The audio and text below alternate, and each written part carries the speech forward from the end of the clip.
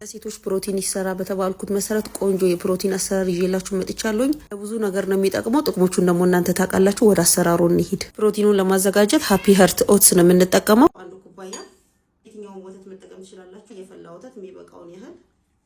ይሄ ዝግጁ እስከሚሆን ድረስ ደግሞ ሌላኛ አሰራሩን ላሳያችሁ። ጠርሙስ ጃር በጣም ትላልቅና ናቹራል የሆነ ኦትስ ነው።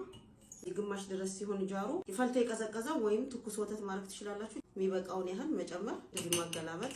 በቂ ወተት መኖር አለበት። ከላይ ቺያ ሲድ አደርግበታለሁ። ጥቁር ዘቢብ አሸዋ፣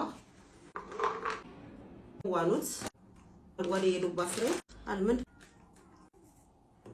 ትወዱትን የፈለጋችሁትን ፍሩት ማድረግ ትችላላችሁ። በዚህ መልኩ አዘጋጅታችሁ ፍሪጃችሁን ውስጥ ከታች አስቀምጠን በሚቀጥለው ቀን ከፈለጋችሁ ስኳር ወይ ማር ተጠቅማችሁ መመገብ ትችላላችሁ። በጣም ጤናማ ነው። ምንም ሰዓት ላይ ሳይበስል በዚህ መልኩ ኦትስ መመገብ እንችላለን። ሲፈላ የዘበዘፍነውን ኦትስ ደቂቃ እስከ 30 ደቂቃ ኦትሱን መዘብዘፍ የሚጠቅሙ ረጅም ሰዓት ላይ እንዳይቆይና ቪታሚኑ እንዳይሄድ ነው። ሲሰሩም ደግሞ ረጅም ደቂቃ አይፈጅባችሁ። ትንሽ ተክተክ ሲል እናወጣዋለን። መቆየት የለበትም።